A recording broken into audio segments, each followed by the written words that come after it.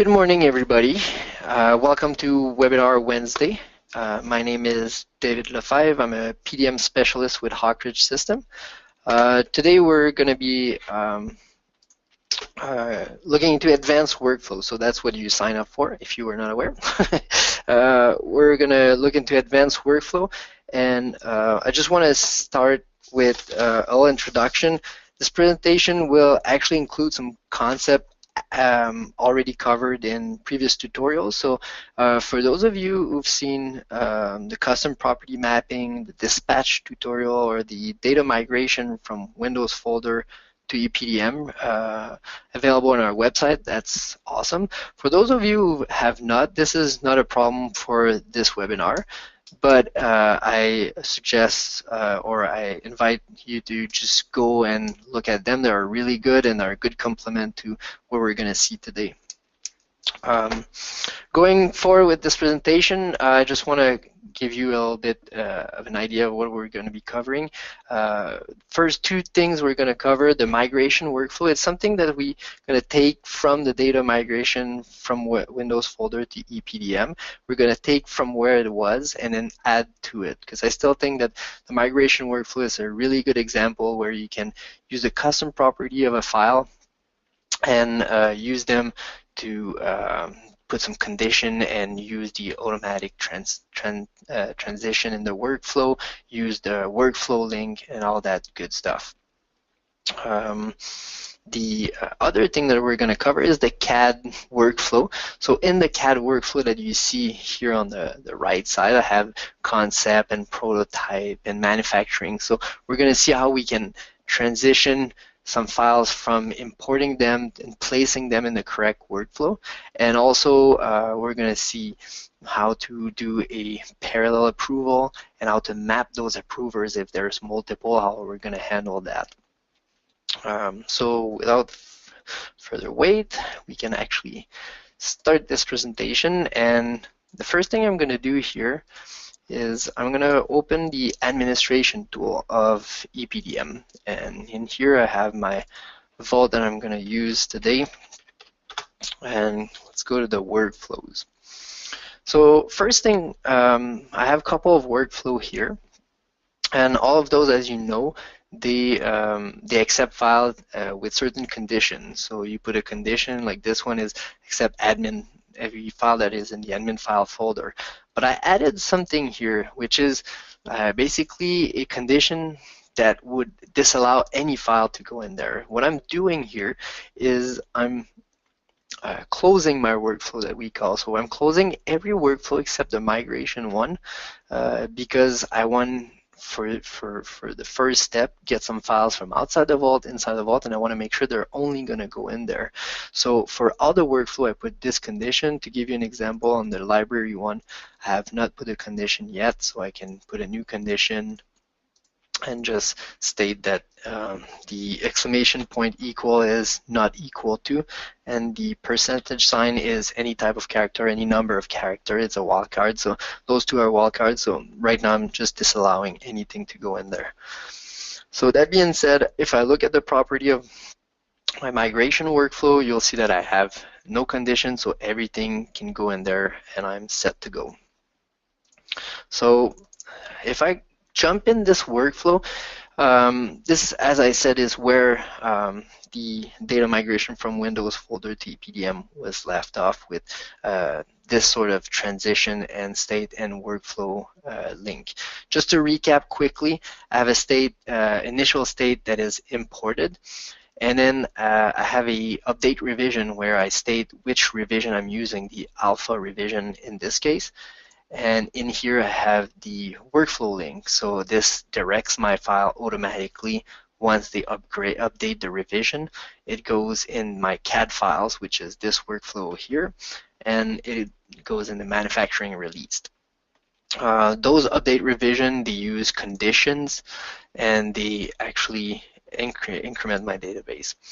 So what I want to do here is I have couple of files here in my file sets, which some are release, some are purchase, some are prototype. So for example, here in prototype, I have some files that have revision, but a revision that is different than, let's say, my manufacturing revision. If I open this file in SOLIDWORKS, I can go see the custom properties that is in the file, and I can go take a look. I do have on this one here, I do have a revision P01. So this is a different type of revision, and I want to show here that you can have different type of revision and deal with those in the workflow here. Also, the purchase one, the release one, are basically those A and B that are covered for this one.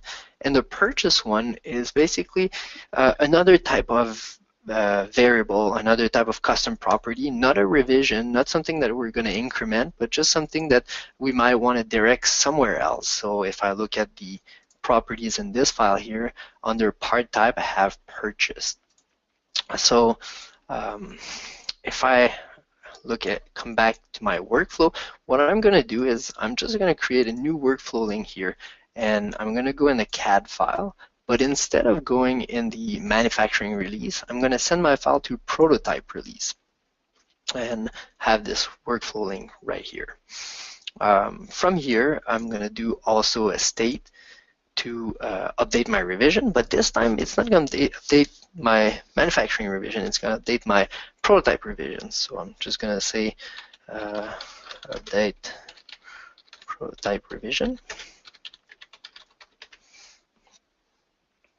And then under revision number, that's where I'm going to use which one of my revision scheme that I want. The prototype is the one I'm going to use. So now I have the state for my prototype revision. From here, I can put a transition, an automatic transition. So if we just take a look at those transitions, there's a normal transition, there's an automatic transition, and there's a parallel transition. So those three, the normal transition requires an action from a user, from somebody. The automatic transition on the other end will happen automatically, automatically. So that's why here I have automatic transition, because I don't want to have to go in and transition those files. I want the process to happen automatically. And the parallel transition that we are going to cover a bit later is when you have multiple approvers. So if you want multiple approvers, you can use the parallel approval and make some roles and have different people approving your files. So from now, you're going to put automatic transition, call this one send to prototype release.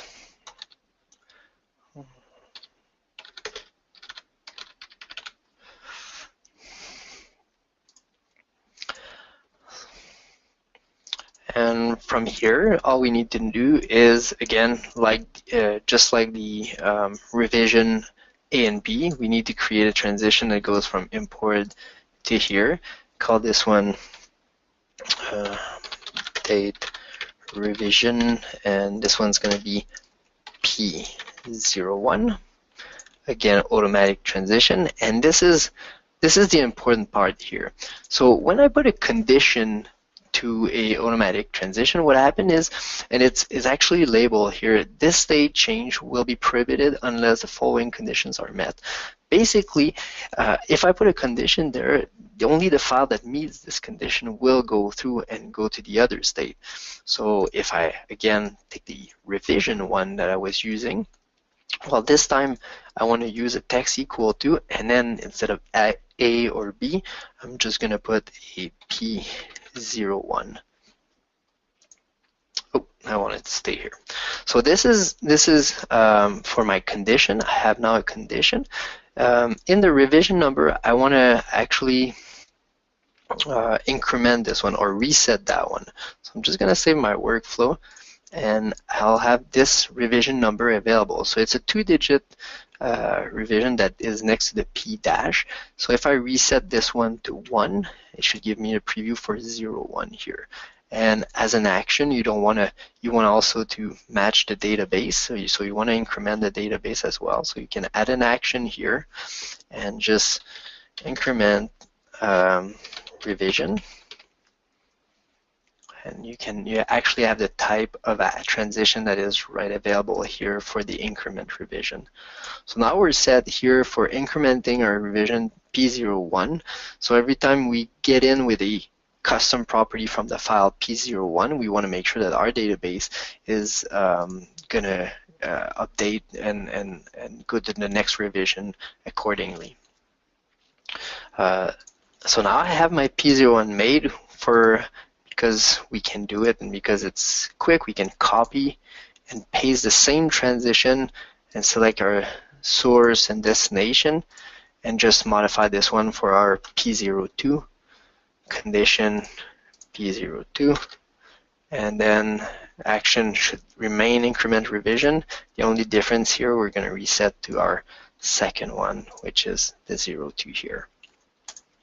So now that we have this done, what's going to happen is we're going to put all the file in, and it's going to batch process them. The last thing I want to add to this workflow, I want to actually have something going in another workflow. So that's possible as well.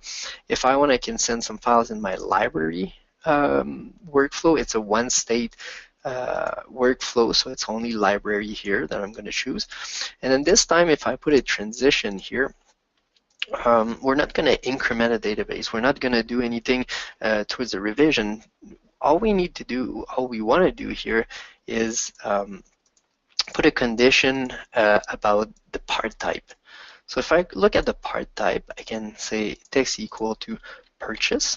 So I can make sure that every file that I have that I had previously put custom property purchase to it goes in my library file automatically. So those are not build, those are purchase. I want them in my library. You can just put a condition like this one, name your transition, send to library, and that's it. So now we make sure that if this custom property is filled out, it's going to go to library. Never forget to save your workflow. And then from here, we can just minimize this. And what I'm going to do is I'm going to go log in my Vault. I think I'm logged in as in. Yeah. So I'm just going to go logged in my Vault. In my project, I can use the project structure, the template that I made in my Vault to automate the process of creating folders. So I can just say this is going to be a standard grill. Oops. Maybe number 10. Next one was 9, and then maybe test webinar. So creating this new folder here, I can go in my mechanical design file and get some of those in. So I have this purchase parts that are filled up in the custom properties. I have those prototype one that are here. So you can see that those panel door panels were my those were my first one. The purchase one, the prototype are the grill lid, valve, and wheels, and then I have the released one here, the other grills except the grill lid. So if I put all those in here, what I can do is batch process them. So I don't need now to go with some files do this action, those files do those. I can just process them all at the same time. So you can just select them, shift select and select them all for check-in. For conveniency, you can also just right-click on a folder and do a check-in that will grab everything in it. And once we have those files checked in, what happened is they should go in the workflow, in their specified workflow. So you can see that my panel, because they were purchase part, they all went in my library. And I have those grill that are manufacturing release, and I have the wheels, the valve, and the grill lid are prototype release. So just as expected, and in just one check-in, you can have all those files placed in their correct workflow, correct state, and pretty automated, pretty easy. So that's how you involve those custom property, those conditions in there. And from here, what we can do is, because we have them placed at the right place, we are going to actually go back to our workflow and go look at our CAD file workflow.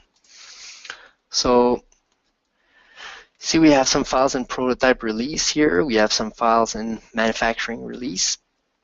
Just to give you a little bit of information on this workflow, we also do this manual incrementing of revision, and that's really interesting, because if you want, and when I'm talking about manual increments, is not putting it manually in the data card, but here what you can do is just have a trigger. It's in the workflow where you can have, when you're in concept, you can have some revision, certain revision to increment. The same thing happened in prototype, so I can state that this one would be my development or revision scheme, and the prototype is going to be my prototype revision scheme, and so on and so forth with the change here. What we do with the automatic transition is we want to make sure that the file always stay in the state that it is, not in a temporary state where you just upgrade the revision. But this is very handy to just use this automatic transition to come back to your state automatically when you increment a revision. But for now, I want to talk about this this parallel approval. So if you look at my workflow here, I have this prototype release, and then I have this manufacturing release. And I decided that when I'm going to go manufacturing release, I'm going to need an approval from my engineer and an approval from my manufacturing side. So what I'm going to do is I'm going to select parallel approval. Under parallel approval, you have roles. So you can add a role. And like, as I said, I want to have both sides. So I'm going to go with the engineering approvers first. And what you do is you add some member to it. So I have those, I have my user here, and Mark and Sam are my engineering approvers. And this is where you add how many approvers do you want amongst the pool of approvers. So for now here, we're just going to put one approval out of 2 needs to approve this file to go from manufacturing review to manufacturing release. You're probably going to say, well, I can do that with permissions, right? And you're totally right. But what I can do here is add more roles. So if I want to add my manufacturing approvers, I can do that. And then the same thing, I'm going to choose some user to put in my manufacturing approval process, Jeff and Kurt, for example. So now I have those 2. And now I need one person from engineering and one person from manufacturing to approve this file in order to get manufacturing released. And this is what I want.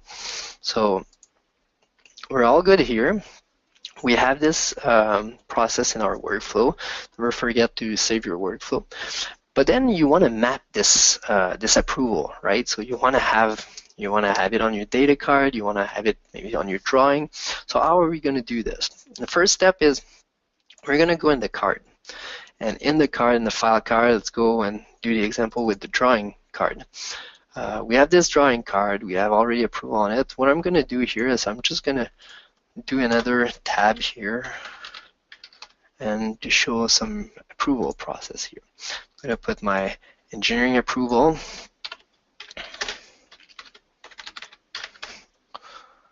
and then I'm going to put my manufacturing approval.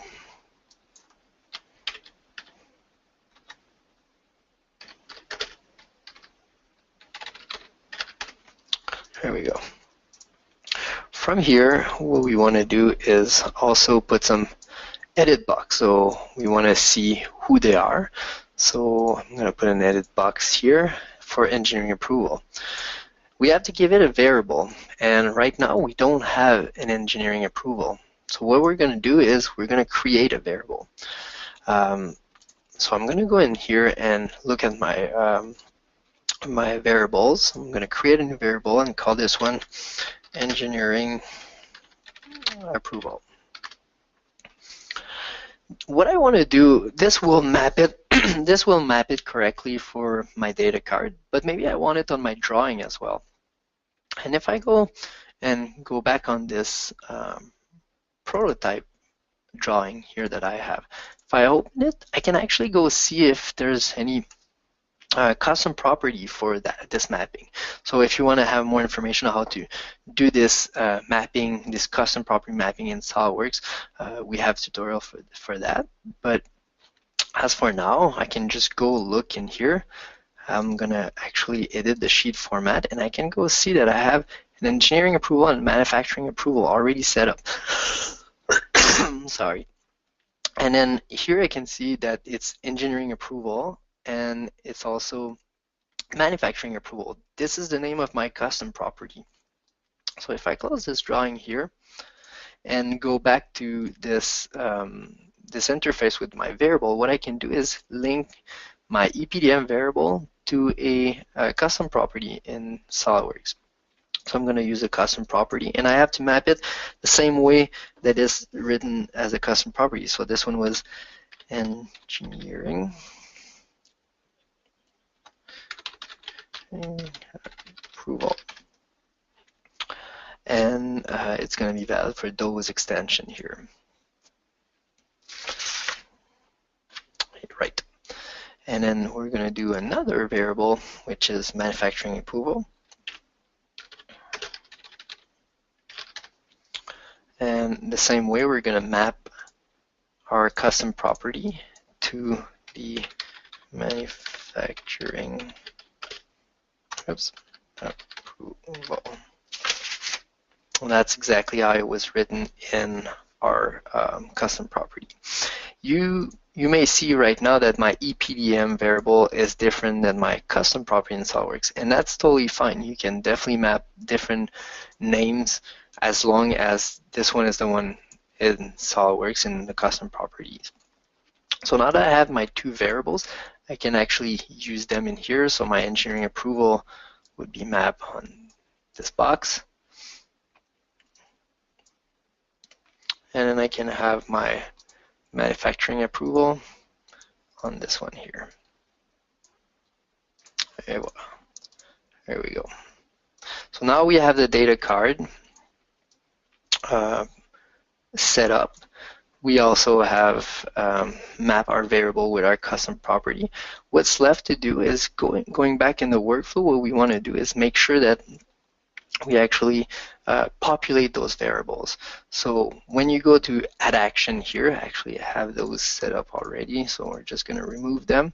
And what you want to do is add an action, and you want to set a variable. So what we're going to do is set engineering approval, and then you select the variable you want to update.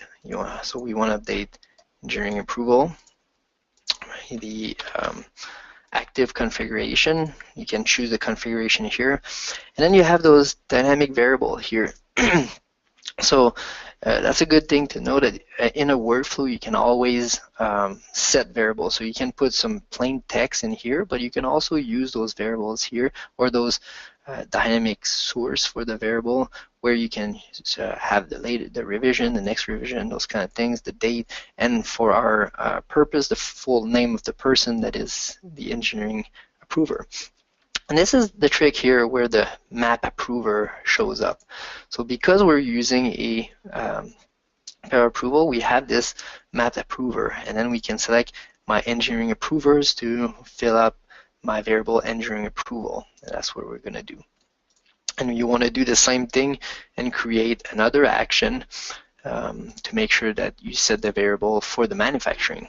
So set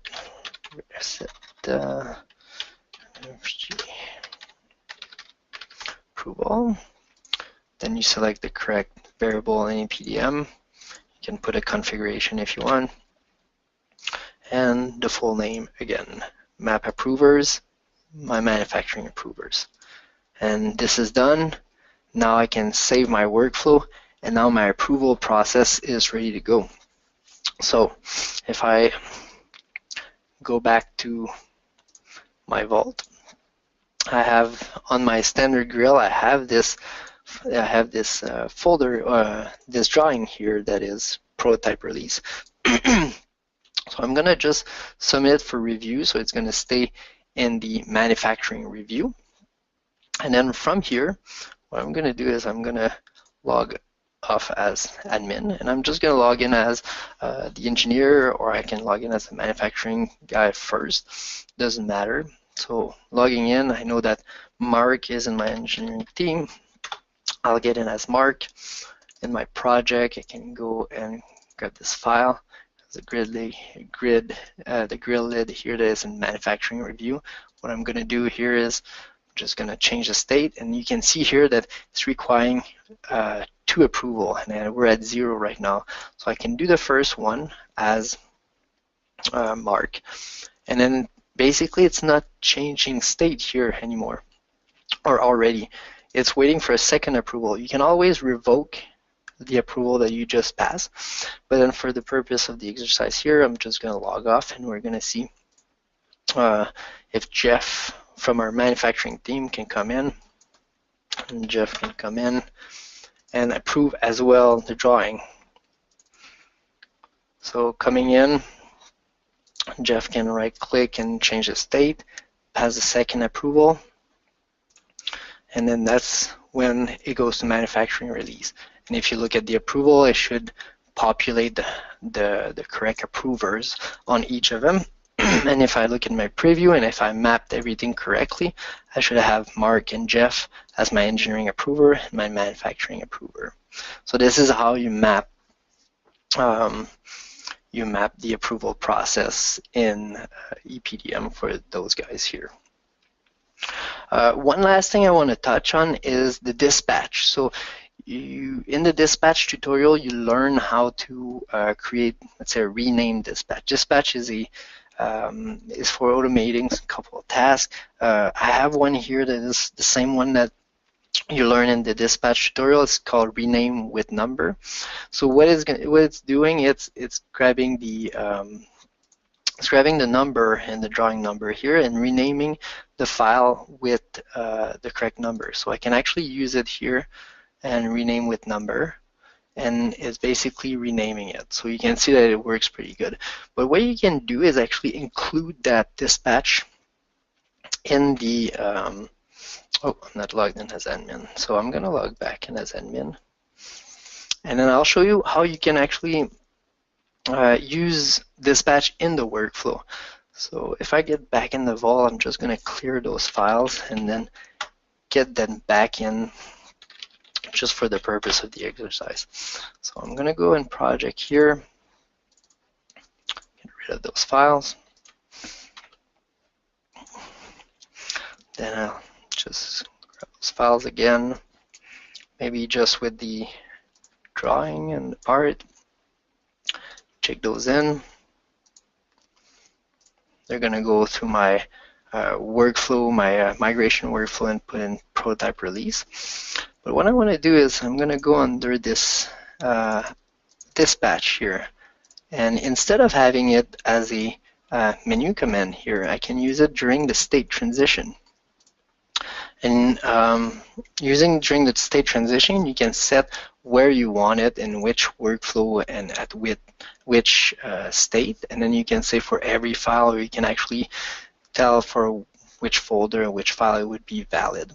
Then there's this after change state that has occurred and before state changes occur. And this is really interesting because with the parallel approval, if you use the before state change has occurred, it will rename the file as early as when the first person approved the file. And if you say change after a state change has occurred, it's only going to happen when both people have approved the file. So you have the choice on those. You can go before state change or after. So if I choose after here and I add it to my workflow, what I'm going to do here is I have the same workflow set up. I can do the same process that I was doing, log off as admin and log in again as Mark.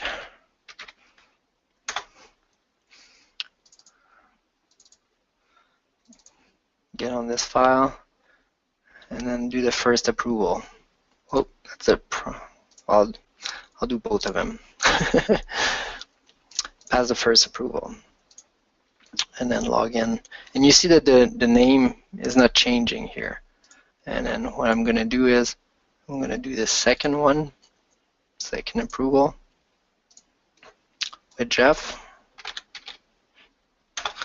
And then only when Jeff approved this file, that's when we should have our dispatch renaming the file. And here we go. So this is how it works for including the dispatch script in your workflow. Hope you enjoyed the webinar. If you have any question at this point, you can just send in the chat. I'll be answering questions. Thank you.